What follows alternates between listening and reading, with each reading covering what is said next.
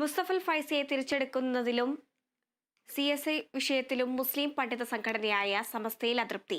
സംസ്ഥയിലെ ഒരു വിഭാഗം ഇക്കാര്യത്തിൽ വിട്ടുവീഴ്ചയ്ക്ക് തയ്യാറാകുന്നതോടുകൂടിയാണ് ലീഗുമായുള്ള അനുരഞ്ജന ചർച്ച തീരുമാനമാകാതെ പിരിയുന്ന സാഹചര്യമുണ്ടായത്. അതിനിടെ സമസ്തയുടെയും ലീഗിന്റെയും ഉന്നത നേതൃത്വം ഉൾക്കൊള്ളുന്ന സമവായ സമിതി ഇനിയും ചർച്ച തുടരും.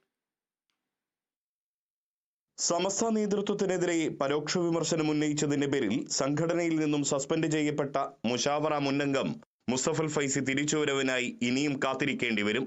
മുസ്തഫൽ ഫൈസിയെ തിരിച്ചെടുക്കുന്നത് സംബന്ധിച്ച കാര്യത്തിലും ഇസ്ലാമിക് കോളേജുകളുടെ കൂട്ടായ്മയായ CIC-യുടെ പ്രവർത്തനം സംബന്ധിച്ച വിഷയത്തിലുമുള്ള ചർച്ചകളിൽ തട്ടിയാണ് കോഴിക്കോട് സ്വകാര്യ ഹോട്ടലിൽ നടന്ന സമസ്ത അനുരഞ്ജന ചർച്ച തീരുമാനമാകാതെ പിരിഞ്ഞത്.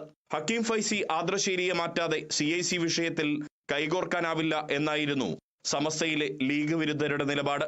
മുസ്തഫൽ ഫൈസിയെ മുശാവറയിലേക്ക് തിരിച്ചെടുക്കുന്ന കാര്യം പിന്നീട് പരിഗണിച്ചാൽ മതിയെന്നും ഒരു വിഭാഗം നിലപാടെടുത്തു.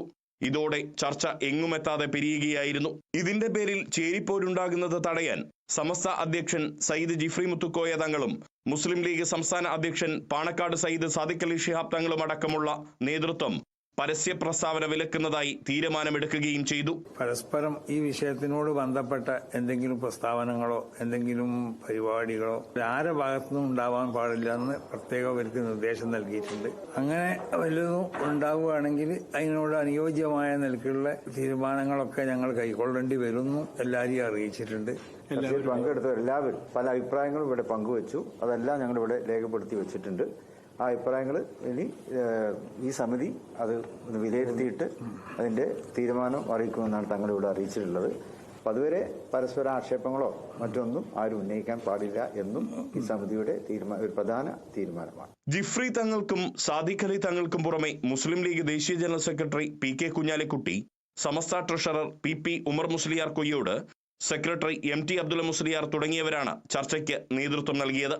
സമസ്തയിലെ ലീഗ് അനുകൂലികളും ലീഗ് വിരുദ്ധരുമായ പോഷക ഘടകങ്ങളിലെ 10ഓളം നേതാക്കളും യോഗത്തിൽ സംബന്ധിച്ചു. അനുരഞ്ജന ചർച്ച അന്തിമ തീരുമാനമാകാതെ പിരിയേണ്ടി വന്നെങ്കിലും ഉന്നത നേതൃത്വം ഉൾക്കൊള്ളുന്ന സമവായ സമിതി ചർച്ചകൾ തുടരും.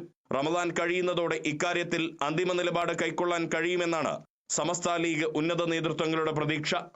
Riyas KMR, Kerala vision news, Kozhikode.